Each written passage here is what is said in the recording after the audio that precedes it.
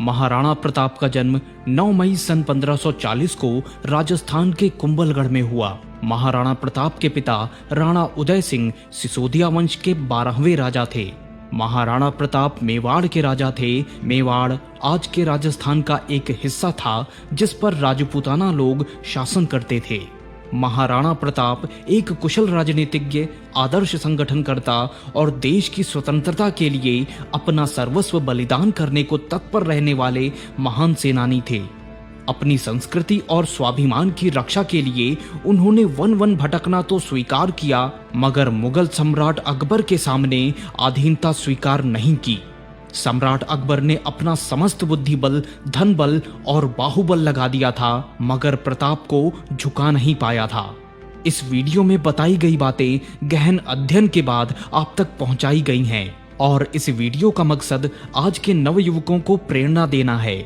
अगर आप लोगों को यह वीडियो पसंद आए तो इसे अपने दोस्तों में शेयर करें और हमारे चैनल को सब्सक्राइब करें।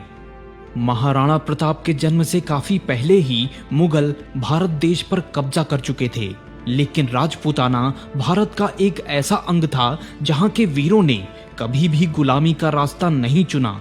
राजपूत युद्ध कौशल में बेहद निपुण थे और इनका सामना करने में बड़ी से बड़ी सेनाओं के भी पांव डगमगा जाते थे। अपने वंशजों की तरह ही महाराणा प्रताप बचपन से ही बेहद जुझारू लड़ाके थे। बचपन में शिक्षा लेते समय एक बार प्रताप के भाई शक्ति सिंह के ऊपर बाघ ने हमला कर दिया था।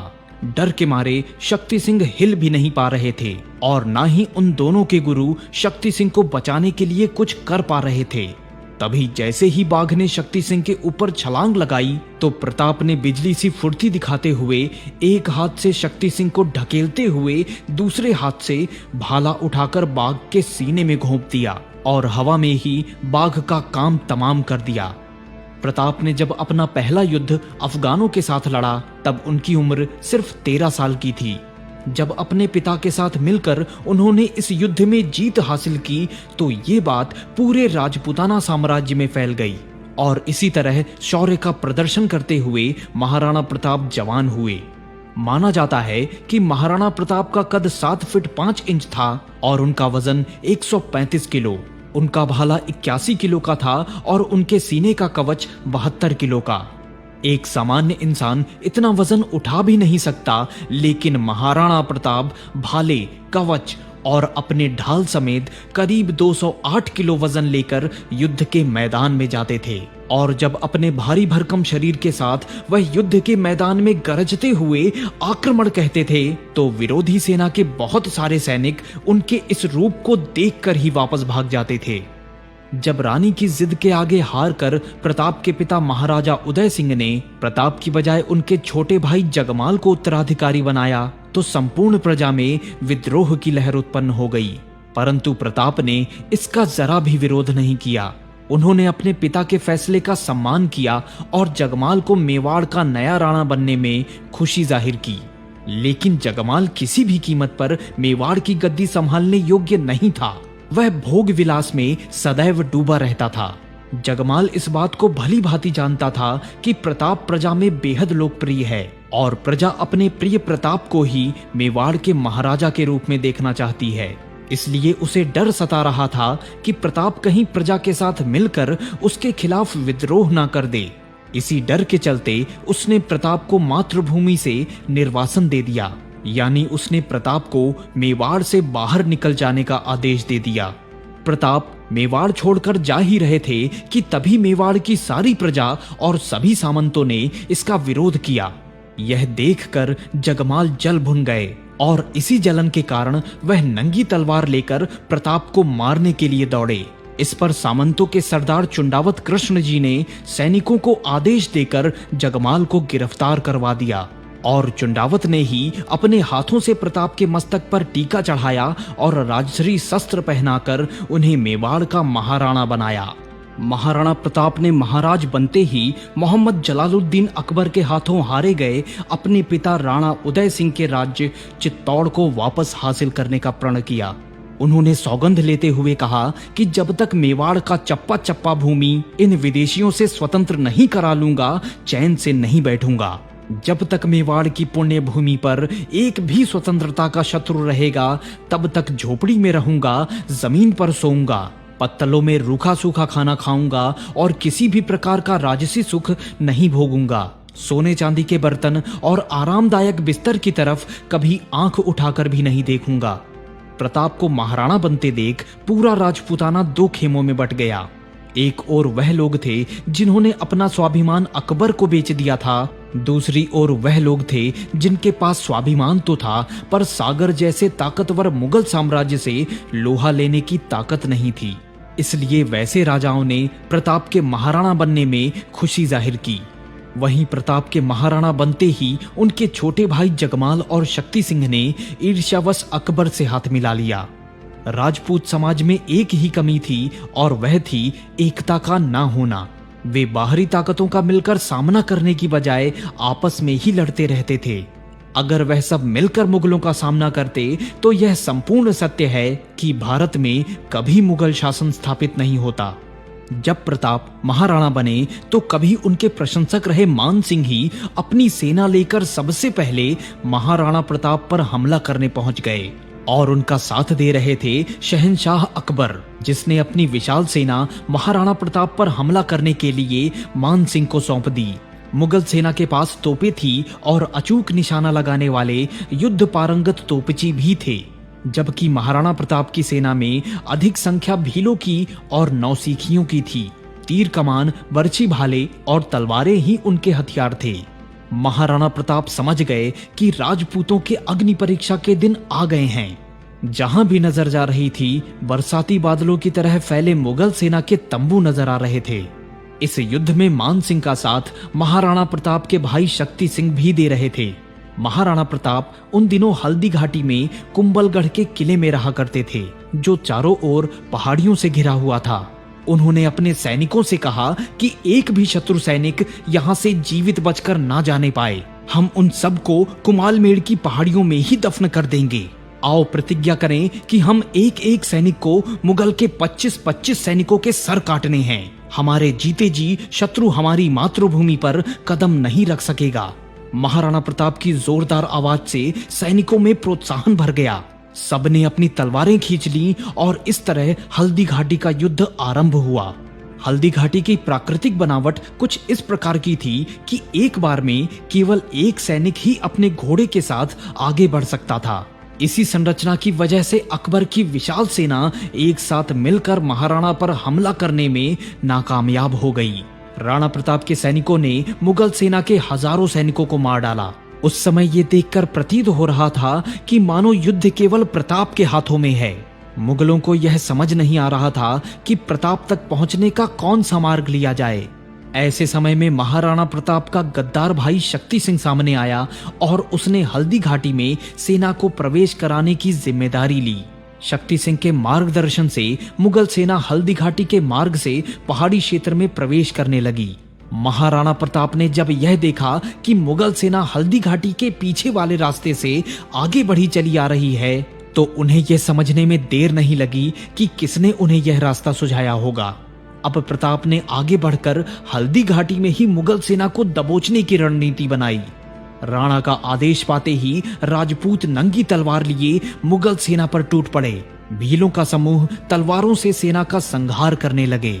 पहले ही हमले में राणा प्रताप ने मुगल सेना के छक्के छुड़ा दिए। देखते ही देखते मुगल सेना की लाशें बिछने लगीं। मुगल सेना में हड़कंप मच गया तो उन्होंने तोप चलाना शुरू कर दिया। तोपों के गोले जब आग उगलने लगे तो राणा प्रताप की सेना के पास मुगल सेना की तोपों का कोई जवाब नहीं था। उनकी ढालें, तलवारें, बर्छी और भाले तोपों के आगे बौने पड़ने लगे और अचानक से ही लड़ाई का रुख बदल गया और राजपूतों की लाशें बिछने लगीं। अपने जाबाज सैनिकों की लाशों का अंबार देखकर महाराणा प्रताप गुस्से से आग बबूला हो गए। ऐसे में राणा प्रताप अकेले ही पूरी फौज बन गए और अपनी तलवार के वार से वह मुगलों को गाजर मूली की तरह काट रहे थे। उनकी विशाल ढाल को मुगलों के तोप के गोले भी नहीं भेद पा रहे थे। महाराणा प्रताप एक बेहद ही खूबसूरत और विशाल सफेद रंग के घोड़े चेतक पर सवार होकर शत्रुओं का संहार करते करते मान सिंह को ढूंढने लगे। देखते ही देखते उन्होंने सैकड़ों मुगलों की लाशें बिछा दी। वह जिधर निकल जाते थे मुगल सेना में हाहाकार मच जाता था। मुगल युद्ध भूमि छोड़कर भागने पर मजबूर हो जाते थे। महाराणा प्रताप मुगल सेना को चीरकर सेना में बहुत अंदर तक जा चुके थे, जहां पर उनके अलावा कोई भी दूसरा सैनिक मौजूद नहीं था। इस मौके का लाभ उठाकर सैकड़ों मुगल सैनिकों ने उन पर एक साथ हमला कर दिया, मगर महाराणा प्रताप जैसे वीर को काबू करना बेहद कठिन था। उनकी विशाल कदकाठी के सामने सभी मुगल बच्चे दिखाई पड़ते थे। जब वे भाला फेंकते तो वह भाला एक के बाद एक कई सारे मुगलों के सीने को चीर देता था। उनकी तलवार का वार इतना भयंकर होता था कि मुगल सैनिकों की ढाल को भी फाड़ते हुए उनके शरीर के 2 टुकड़े कर देता था। तभी एक तलवार महाराणा की भुजा से आकर लगी। उनका प्रिय घोड़ा चेतक भी मुगलों की तलवारों के प्रहार से घायल हो चुका था, लेकिन अश्वों की माला कहा जाने वाला वह अश्व दूसरे घोड़ों की तरह युद्ध भूमि में थककर बैठ जाने वालों में से नहीं था। वह लगातार चारों ओर घूमकर महाराणा प्रताप का साथ दे रहा था। उसी समय एक बरछी महाराणा प्रताप के शरीर में धंस गई और वह बुरी तरह से घायल हो गए। महाराणा का घोड़ा चेतक अत्यंत संवेदनशील और समझदार था। अपने स्वामी के प्राणों को संकट में देखकर वह तुरंत ही महाराणा को युद्ध क्षेत्र से दूर ले गया। युद्ध के मैदान से निकलते ही चेतक की गति कुछ धीमी पड़ गई। चेतक के पैर से रक्त की धारा बहे जा रही थी। महाराणा प्रताप लगभग मूर्छित हो चुके थे। अचानक महाराणा प्रताप को घोड़ों की तापों की आवाज सुनाई दी। जब उन्होंने पीछे पलटकर देखा तो कई सारे मुगल सैनिक वायु की रफ्तार से हाथ में तलवार लिए उनकी ओर दौड़े चले आ रहे थे। महाराणा प्रताप ने चेतक से कहा, मेरे बच्चे, आज तेरी स्वामी भक्ति की परीक्षा है। तुम्हारा स्वामी इन सैनिकों से लड़ने की हालत में नहीं है। आज अपने स्वामी के प्राण बचाना सिर्फ और सिर्फ तुम्हारे वश में है। चेतक अपने स्वामी को मूर्छित होते देख रहा था और हालत को समझते हुए अपने जख्मी पैरों के बावजूद वह अपना पूरा जोर लगाकर भागा। घायल चेतक की बिजली सी रफ्तार देखकर मुगल सैनिक चकित रह गए, पर दुर्भाग्यवश एक बड़ा सा नाला चेतक के सामने आ गया। वह नाला एक पहाड़ी को दूसरी पहाड़ी से अलग करता था। उन दोनों पहाड़ियों के बीच की दूरी 27 फीट बताई जाती है। यह देख मुगल सैनिक खुश हो गए कि अब महाराणा की मृत्यु निश्चित है, क्योंकि आगे 27 फीट लंबा नाला आ जाने पर मजबूरन महाराणा के घोड़े को रुकना ही पड़ेगा। लेकिन चेतक एक ऐसा वफादार घोड़ा था जो शायद समझ चुका था कि अपने जख्मों से बह चुके अपने सारे रक्त के कारण वह जीवित नहीं बच पाएगा और अपने स्वामी के प्राणों की रक्षा करना ही उसका अंतिम उद्देश्य बन चुका था। जैसे ही नाला पास आया, मुगल सैनिकों के चेहरे पर क्रूरता भरी मुस्कान तैरने लगी। उन्हें यकीन था कि जल्द ही महाराणा प्रताप का घोड़ा अपने कदमों को रोक लेगा, लेकिन वे यह देखकर भौचक्के रह गए कि नाले के पास आने पर चेतक ने अपनी रफ्तार और भी तेज कर ली। मुगल सैनिक आपस में कहने लगे कि लगता है उस राजपूत का घोड़ा पागल हो गया है और वह नाले में कूदकर अपनी जान देने वाला है। चलो अच्छा है, हमारा काम आसान हो जाएगा, क्योंकि अब तो प्रताप का घोड़ा स्वयं ही उसे मार डालेगा। लेकिन जैसे ही चेतक नाले के किनारे पहुंचा, उसने सारी बची हुई ताकत लगा दी और जोर से हिनहिनाते हुए एक जबरदस्त छलांग लगाई। उसकी छलांग इतनी जोरदार थी कि मुगल सैनिकों को लगा कि मानो चेतक को पंख लग गए हों और वह उड़ रहा हो। उनकी आंखें फटी की फटी रह गई और अगले ही पल चेतक नाले के उस पार जा पहुंचा। परंतु घायल और बेहद थक जाने की वजह से नाले के उस पार जाते ही चेतक जमीन पर गिर गया और दोबारा कभी नहीं उठा। महाराणा प्रताप तो सकुशल थे, पर एक मूक जीव ने अपनी स्वामी भक्ति दिखाते हुए वीर गति को प्राप्त किया और अपना नाम इतिहास के स्वर्णिम अक्षरों में लिखवा गया। युद्ध में घायल महाराणा प्रताप की उस समय बड़ी ही असहाय स्थिति हो गई थी। महाराणा प्रताप ने अर्धमूर्छित हालत में भी घुटनों के बल बैठकर अपने प्रिय चेतक का सर अपनी गोद में रख लिया और उनकी गोद में ही चेतक ने अपना दम तोड़ दिया। अपने घोड़े के ऐसे अदम्य साहस को देखकर महाराणा प्रताप फूट फूट कर रोने लगे। जब मुगलों ने यह देखा तो आश्चर्य से देखते ही रह गए। उन्होंने अपने घोड़े को भी नाले को पार करने का आदेश दिया, लेकिन हर घोड़ा चेतक नहीं हो सकता और कोई मुगल सैनिक महाराणा प्रताप तक नहीं पहुंच पाया।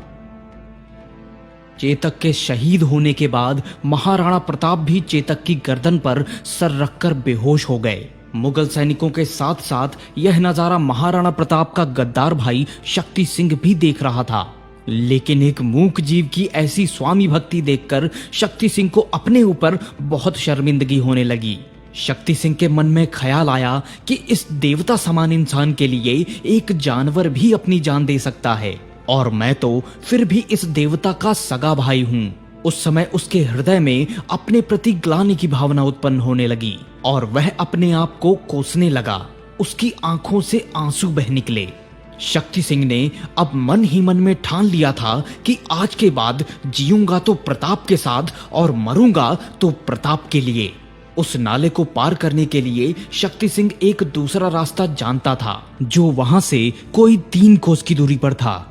इससे पहले कि उस रास्ते को मुगल सैनिक खोज पाते, शक्ति सिंह ने तुरंत अपने घोड़े को एड़ मारी और जंगल के उस दूसरे रास्ते से होते हुए महाराणा प्रताप तक जा पहुंचे। वहां पहुंचते ही शक्ति सिंह महाराणा के गले से लिपटकर रोने लगे। जब शक्ति सिंह के आंसुओं ने महाराणा के चेहरे को भिगोया तो महाराणा को होश आ गया। महाराणा प्रताप कराहते हुए बोले, शक्ति, अच्छा हुआ तुम आ गए। मैं इस समय पूरी तरह से असहाय हूँ, लहूलुहान हूँ। मेरे प्रिय चेतक की मौत ने मुझे जीते जी मार डाला है। इस समय मैं तलवार नहीं उठाऊंगा, तुम अपनी इच्छा पूरी कर लो और मेरे प्राण ले लो। यह सुनकर शक्ति सिंह बोले, भैया, इस सब का जिम्मेदार मैं हूं। आपसे प्रतिशोध लेने की भावना में मैं पागल हो गया था। यह कहकर शक्ति सिंह फूट फूट कर रोने लगा और बोला कि मैं जानता हूं कि मैं क्षमा योग्य नहीं हूं, लेकिन एक बार मुझे क्षमा कर दीजिए। मैं आपकी सौगंध लेता हूं कि मेरी यह तलवार अब मेवाड़ के साथ होगी। बस मेरा एक ही निवेदन मान लो, मेरा यह घोड़ा लो और तुरंत ही यहाँ से दूर चले जाओ। मेवाड़ को आपकी जरूरत है। आप यह युद्ध हारे नहीं हैं, केवल ऐसी परिस्थितियां आ गई हैं कि युद्ध को रोकना पड़ रहा है। इसके बाद शक्ति सिंह ने महाराणा प्रताप को सहारा देकर अपने घोड़े पर बैठाया। शक्ति सिंह के घोड़े पर सवार होकर महाराणा प्रताप दूर पहाड़ियों में पहुंच गए। वहां उनके वफादार भील भी मिल गए। भील महाराणा को एक गुप्त गुफा में ले गए, जहां उनके चिकित्सा और देखभाल की पूरी व्यवस्था कर दी गई। वहीं दूसरी ओर मुगल छावनी में चारों ओर अफरा तफरी मची हुई थी। महाराणा भाग्य का शोर हर तरफ था, परंतु किसी के भी चेहरे पर जीत की खुशी नहीं थी। सभी मुगल सैनिकों के चेहरे पर महाराणा का आतंक साफ साफ नजर आ रहा था। महाराणा के खौफ से मान सिंह और शहजादे सलीम का गला सूख गया था। महाराणा के युद्ध से सकुशल निकल जाने से उन्हें 2 संदेश मिले थे। एक तो यह था कि वे महाराणा को जीत नहीं सकते, जिसके कारण सागर सी विशाल मुगल सेना के मुख पर एक जोरदार तमाचा पड़ गया था, और दूसरा था कि उन्हें मन ही मन यह भय सता रहा था कि कहीं महाराणा फिर से अपनी मुट्ठी भर सैनिकों को लेकर न आ जाए और अपने भाले से हमारे शरीर को टुकड़ों में न बिखेर दे। शहजादे सलीम का दिमाग चकरा गया था। उसकी समझ में नहीं आ रहा था कि इतना बड़ा करिश्मा कैसे हो गया। इतने कम सैनिकों के साथ घोड़े पर सवार महाराणा प्रताप ने 3 दिन में मुगलों की 1 लाख सैनिकों वाली सेना को कैसे रौंद डाला। शक्ति सिंह को अपनी भाई की मदद करते मुगल सैनिकों ने देख लिया था, और यह सारा ब्यौरा उन सैनिकों ने मुगल छावनी में लौटकर शहजादे सलीम और मान सिंह को बता दिया। सलीम ने तुरंत शक्ति सिंह की गिरफ्तारी का आदेश दे दिया, और कुछ ही दिनों बाद मुगल सैनिकों ने शक्ति सिंह को गिरफ्तार भी कर लिया। इस लड़ाई के बाद अकबर ने मेवाड़ क्षेत्र में पहुंचकर लगभग पूरे मेवाड़ को अपने कब्जे में ले लिया। कुछ जंगल और पहाड़ियां ही बचे थे जिसमें महाराणा छिपे हुए थे, लेकिन अभी भी महाराणा का आतंक मुगल सेना में इतना ज्यादा था कि सेना उन पहाड़ों व जंगलों को घेर कर महाराणा पर हमला करने को तैयार नहीं थी, बल्कि डर के मारे वह उन पहाड़ियों से दूर ही रहते थे। मुगल सेना में यह भी डर था कि कहीं महाराणा गोरिल्ला युद्ध करके उन्हें गाजर मूली की तरह काट न डाले। अपने देश व स्वाभिमान की रक्षा करने वाले महाराणा जंगल में बेहद कठिन जीवन जी रहे थे। उनकी पत्नी और बच्चे उनके पास आ गए थे। भूख और अपने परिवार की बेबसी देखकर मन के साथ साथ महाराणा का शरीर भी टूटने लगा था। जब महाराणा के बच्चे कई दिनों तक भूखे रहते तो महाराणा की पत्नी ने किसी तरह घास पात एकत्रित की और उनसे कुछ रोटियां बनाई और वे रोटियां कई दिनों से भूखे बच्चों के सामने रख दी। इतने में जंगल से एक बिलाऊ आया और बच्चों के आगे से रोटियां उठाकर ले गया। अब किसी भी तरह से रोटियां नहीं बनाई जा सकती थी और बच्चे भूख से बिलख रहे थे। बच्चों को रोता देख पत्नी भी दुखी हो गई। यह सब देख महाराणा प्रताप का धैर्य कई बार टूट जाता था। वह स्वयं तो भूखा रह सकते थे लेकिन अपने बच्चों को भूखा नहीं देख सकते थे। लेकिन वहीं दूसरी ओर हल्दी घाटी के रण कौशल ने प्रताप का पद और ऊंचा कर दिया था। उस समय की स्थिति ऐसी हो गई थी कि राजपूताना ही नहीं बल्कि समस्त भारतवर्ष में महाराणा प्रताप और उनके वीर चेतक की गाथा सुनाई जाने लगी। कवि वीर राणा प्रताप की कविता लिखने लगे थे। स्त्रियां राणा प्रताप की वीरता के शौर्य के गीत गाने लगी थी। देश के माहौल में अजीब सा बदलाव नजर आने लगा था। इस बदलाव में राणा प्रताप की ही तरह समस्त भारतवासी गुलामी की बेड़ियों से आजाद होकर स्वाधीन होने के सपने देखने लगे थे। बच्चे मेवाड़ के पराक्रम को बड़े ही ध्यान से सुनने लगे थे। जगह जगह नाट्य रूपांतरण के द्वारा महाराणा प्रताप की शूरवीरता को दर्शाया जाने लगा था। असहाय और साधनहीन महाराणा अपने देश की स्वाधीनता के लिए जंगल में कितने कष्टपूर्ण दिन काट रहे थे, यह जानकर उन सभी राजपूत राजाओं का सर शर्म से झुक जाता था जिन्होंने अकबर की अधीनता स्वीकार की थी। महाराणा प्रताप के बलिदान ने सभी राजाओं के लिए एक प्रेरणा स्रोत का कार्य किया। धीरे धीरे सभी राजाओं का हौसला बढ़ गया और उन सभी ने राणा प्रताप का साथ देने का फैसला किया। उधर राणा प्रताप के भाई शक्ति सिंह भी मुगल सेना की जेल से भागने में कामयाब हो गए थे। उन्होंने भी सभी राजाओं को एक करने और युद्ध के लिए एक सेना बनाने में महत्वपूर्ण भूमिका निभाई और देखते ही देखते महाराणा प्रताप के ध्वज तले फिर से एक बड़ी सेना का संगठन होने लगा था। अनेक राजपूत राजाओं ने आगे बढ़कर महाराणा प्रताप को सहयोग दिया। शक्ति सिंह ने भी अपने द्वारा संगठित सैन्य शक्ति राणा प्रताप को दे दी और वह अब राणा का वफादार सैनिक बन गया था। राणा प्रताप का उत्साह एक बार फिर से बढ़ गया और उन्होंने फिर से मुगलों पर आक्रमण करना शुरू कर दिया। उन्होंने मुगलों को कुंभलमेड़ से खदेड़ दिया। पूरे कुंभलमेड़ क्षेत्र में फिर से महाराणा ने कब्जा कर लिया। मुगल सेना पहले ही राणा प्रताप के गोरिल्ला युद्ध से आतंकित थे। जहां जहां महाराणा ने दबाव बनाया वहां वहां से ही मुगल सेना पीछे हटती चली गई। कीन सहारा के किले पर भी महाराणा के भाई शक्ति सिंह ने कब्जा कर लिया था। अकबर ने अपनी सेना को आदेश दिया कि किंग सहारा का किला शक्ति सिंह से छीन लिया जाए। अकबर के आदेश पर महबत खान ने बहुत बड़ी सेना लेकर किले की पूर्वी दीवार को तोड़ डाला। उसकी सेना किले में घुसने की तैयारी करने लगी। शक्ति सिंह ने मुकाबला करते हुए मरने का फैसला कर लिया, परंतु उसी समय महाराणा प्रताप की जय जयकार मुगलों के कानों तक जा पहुंची। मुगल सैनिकों को जैसे ही पता चला कि महाराणा प्रताप युद्ध में शामिल होने आ गए हैं, उनके पुराने जख्मों में फिर से दर्द होना शुरू हो गया और वह इधर उधर भागने लगे। कुछ ही समय में राजपूत सैनिकों ने मुगलों को खदेड़ दिया और महबत खान को गिरफ्तार कर लिया और कीन सहारा का किला बच गया। इस युद्ध में मुगलों के 10,000 सैनिकों में से 8,000 सैनिक मारे गए। महाराणा प्रताप ने अपनी बहादुरी और जन सहयोग से अकबर द्वारा जीता गया लगभग सारा क्षेत्र फिर से जीत लिया और अपनी सेना को आधुनिक सामग्री से युक्त करके फिर से एक बार कुंभलगढ़ को अपना केंद्र बना लिया। इसके बाद 1576 से लेकर 1583 ईस्वी तक महाराणा प्रताप और अकबर के बीच अनेकों लड़ाइयां हुईं, जिनमें कभी अपनी विशाल सेना के दम पर अकबर जीत जाते तो कभी अपनी बहादुरी और दमखम की वजह से महाराणा प्रताप। और आखिरकार अकबर जब सारे प्रयत्न करके हार गया और उसे राणा प्रताप को काबू करने का कोई रास्ता नजर नहीं आया तो वह बुरी तरह से बौखला गया। उसने मान सिंह को एकांत में बुलाया और स्थिति की गंभीरता पर विचार किया। मान सिंह बोले, जहां पना राजपूत महाराणा पर बार बार आक्रमण करने की नीति से प्रसन्न नहीं हैं। महाराणा ने बेमिसाल बहादुरी का परिचय देकर मुगल शक्ति को हर बार नाकामयाब कर दिया है।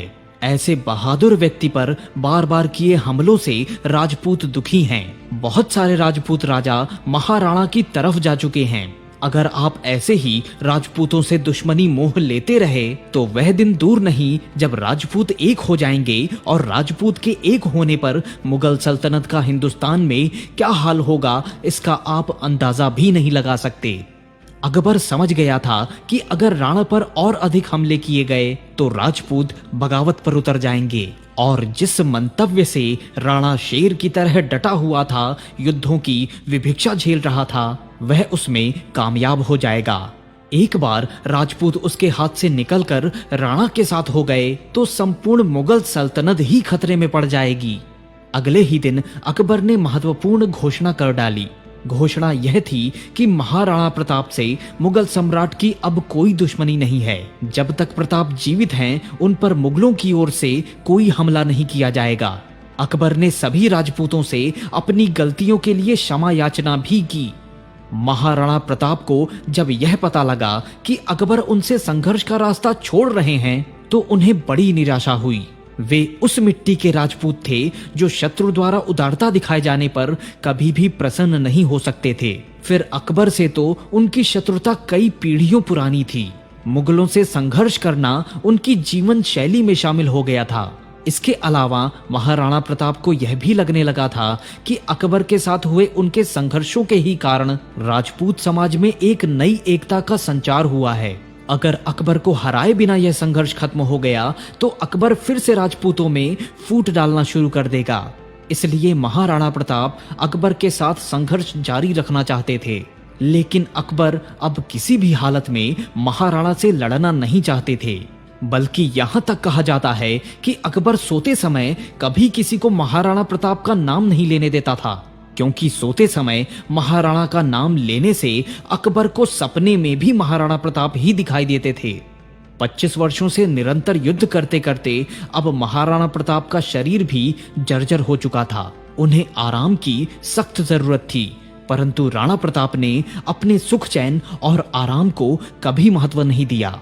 उनकी एकमात्र चिंता बस यही थी कि देश के राजपूतों में एक ऐसा जुनून पैदा हो कि वह एक होना सीखें और बाहरी ताकतों के हाथों में ना खेलकर अपनी ताकतों को पहचानें और अपने देश में संयुक्त साम्राज्य की स्थापना के लिए कुछ करें। इसी चिंता में राणा बीमार पड़ गए। उनके मन में एक ही चिंता घर कर गई थी कि उनके बाद मातृभूमि के लिए लड़ने वाले राजपूतों की परंपरा समाप्त हो जाएगी। राणा प्रताप से मिलने प्रतिदिन अनेकों लोग आते थे। राणा बीमार हैं और मृत्यु की शैया पर हैं, ऐसी खबर दूर दूर तक फैल गई थी। अनेक राजपूत उनका हाल चाल जानने और उनके दर्शन के लिए आने लगे थे। राजपूत ही नहीं बल्कि अनेक बहादुर मुसलमान और मुस्लिम सरदार भी राणा के दर्शन करने में अपना अहोभाग्य समझते थे।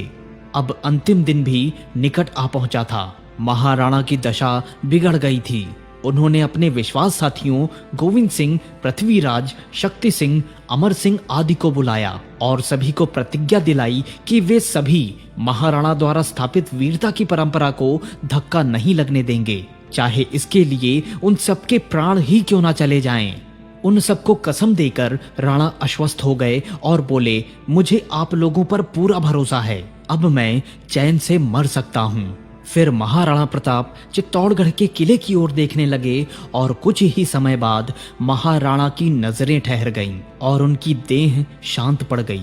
तभी वैद्य ने उनकी नाड़ी देखी और बोले, महाराणा का जीवन अब समाप्त हो गया। यह शब्द सुनते ही अमर सिंह, शक्ति सिंह, गोविंद सिंह आदि राणा के गले से लिपटकर फूट फूट कर रोने लगे और पूरा मेवाड़ शोक में डूब गया। प्रताप का सिर कभी झुका नहीं, इस बात से अकबर भी शर्मिंदा था। मुगल कभी चैन से सो नहीं पाए जब तक मेवाड़ी राणा जिंदा था।